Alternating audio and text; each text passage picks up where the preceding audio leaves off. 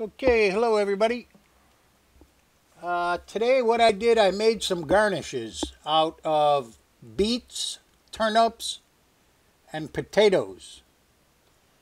Um, if you want to try this, you're going to have to practice. This is not the easiest thing to do. But the white ones are turnips, the red ones are beets, and the yellow ones are potatoes. And I'll start by showing you how to do the beets. Okay, so these are small beets I'm sorry, I'll show you how to do the turnips. I'm sorry. Those are small turnips, and here's what you do. You cut down on an angle on the turnip. You don't have to peel them or anything. Just cut down on an angle, do 5 times. Okay, then, oh man, lift that thing up. All right, then what you want to do is cut straight down and pull out the inner portion. All right, now watch. Cut down on an angle, just like that. Okay, you can see, cut down. And you kind of go in. You kind of cut on an angle a little bit. All right, now you go straight in and you take out the inner portion there. You separate the petals is what you're doing there. Okay, so you cut in on an angle, all right? And the top is very easy. The top just, nothing to it. All right, so that's the turnips. Okay, now you can, here you go. I put a little bit of red tint on them. Give them a little bit of contrast there. That's a sliced beet, by the way. There you go. All right.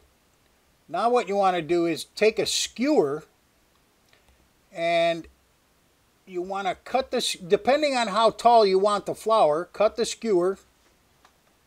I'm only using a grapefruit, so if I was using a honeydew or a cantaloupe, I would leave the stems long, real long.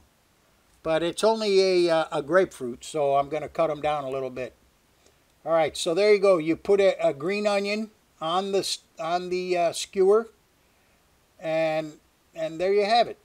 It's just that easy. Now, like I said, those are turnips. You can also do those with whole beets. You can do them with potatoes. There's a whole bunch of things you can use to cut them like that. All right, now the next one are the lily flowers. Now these are the potato, and the beet is the same way. However, you do need a slicer for this. You can't slice these by hand. You need a slicer. All right. Now if you don't have a slicer, then just make a whole bunch of the other ones. The turnip ones. All right. Now look, that's what you do. You roll up one slice, then you add another slice around it. This one is a little bit more tricky. This one is a little bit tougher to make.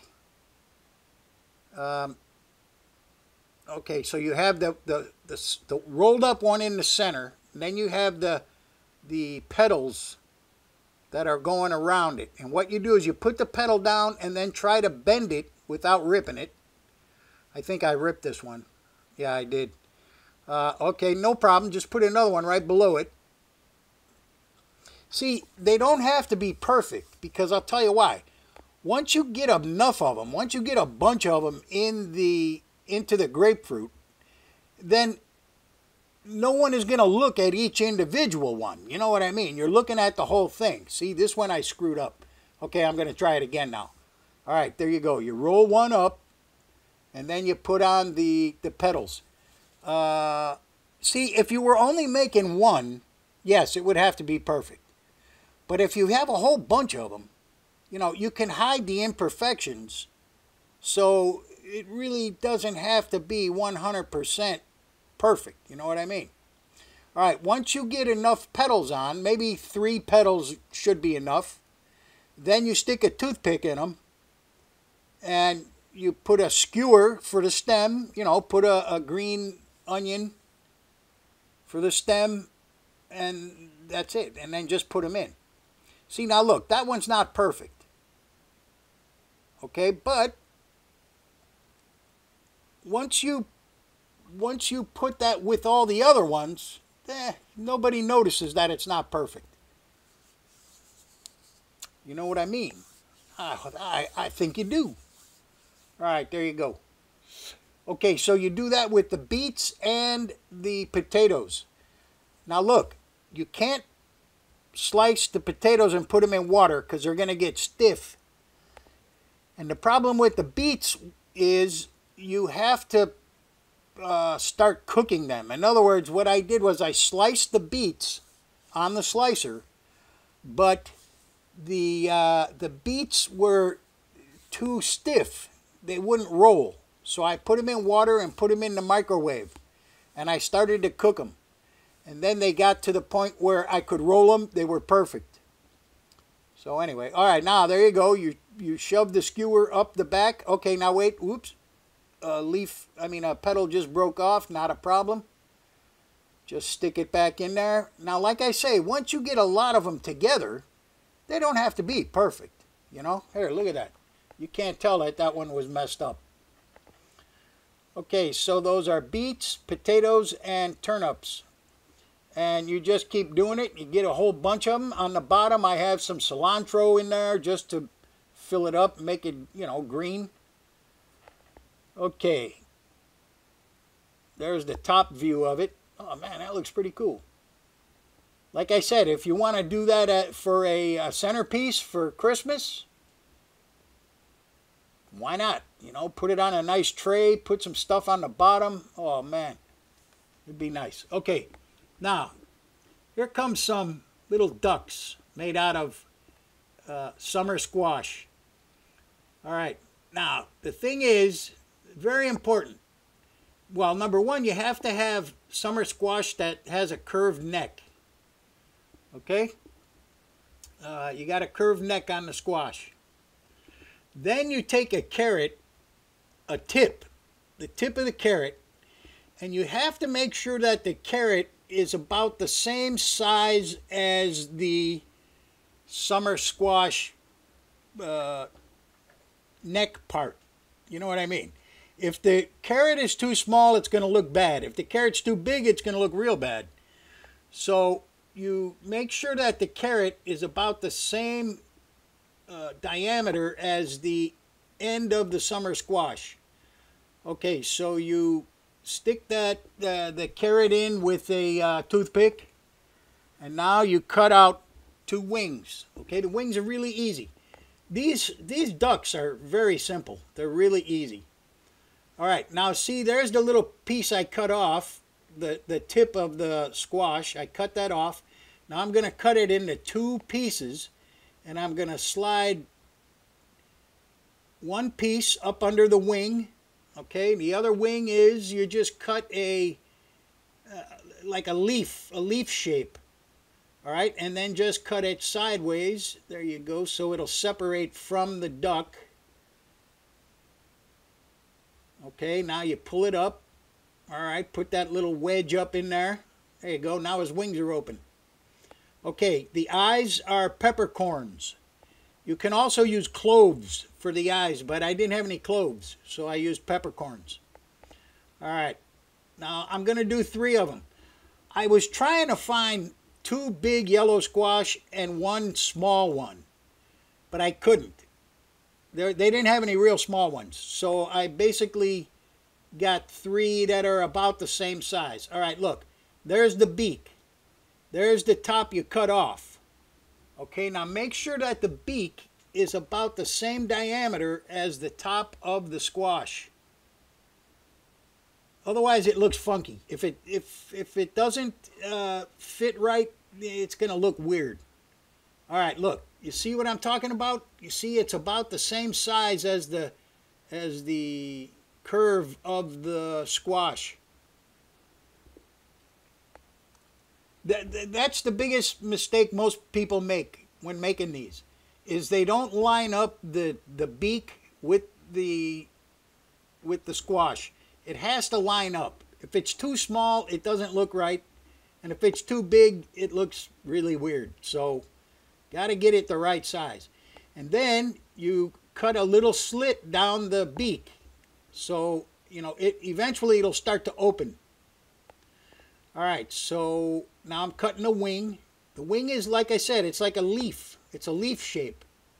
All right, there's the tip of the squash that I cut, and I'm going to cut out 2 little wedges out of that. Okay, and I'm going to slide the wedges up under the wing. There you go. Be careful you don't break the wing off. If you do, it's not that big of a deal. If it breaks off, then just stick it on with a toothpick and don't open it. Just leave it closed. And again, once you get them all together, nobody's going to notice that one of them doesn't have a wing, you know. You can also make feet for them. What you do is you cut out 2 little parts on the bottom and stick in 2 little pieces of carrot that looks like a wing. I mean, a foot. But I don't do that because I use, you know, like a nest. I use the cilantro as a nest. And they're standing in the nest, and you're not going to see the feet, so that's kind of like just a waste. All right, here comes the third one. Somewhere, I don't know what's going on here. Oh boy. Oh, there it is. Okay, yeah, and you know what? After you use these things as decoration, you know, like let's say you're making a cheese tray or something. And, you know, you put the little ducks on a cheese tray. Oh, man, people go crazy over that. The ducks really are popular. They really are, man. People love them. If you make a cheese tray or hors d'oeuvre tray or veggie tray or fruit tray or whatever, and you put the ducks on there, oh, man, they love it. Okay, so anyway, all right, there's the third one. I just cut the beak and put the toothpick in. All right, man. Okay, now there it is. Now you see how he's lined up with the summer squash? All right, now I'm going to stick in 2 eyeballs in there and cut the wings, and we're good to go. Listen, if you didn't really catch how I cut those turnips, let me know and I'll make a better video of it. I'll do a just up close of the turnips getting cut. You know, the other things, the beets and the potato, you have to have a slicer for it. And I know a lot of people don't have slicers, so, but if you want to see the turnips cut up close, just let me know and I'll do a different video. All right, there you go. You're cutting out the leaf or the wing. Okay. All right, slide that thing up under the wing. There you go. That's it. Okay, now I'm going to finalize the ducks. Like I say, let's say you have a cheese tray. You know, you could put this in the center or off to the left or the right of the cheese tray. And you know, people just love it. I'm telling you, they go crazy over these ducks. They really do. All right, now there's the nest. There's the cilantro. And I'm going to put an egg in there. A hard-boiled egg. Okay? And I'm going to show you a different angle of the video. And you'll be able to see the whole thing. There you go. Okay. And also, like I said, you can use all these vegetables once you're done, you know. There you go. Look at them little guys. Yeah, they're loving it. Okay. Yep. Okay, and there you have it. There's your centerpiece right there.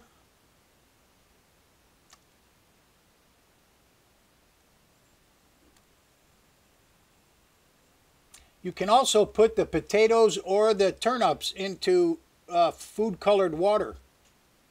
And there's the little ducks. All right.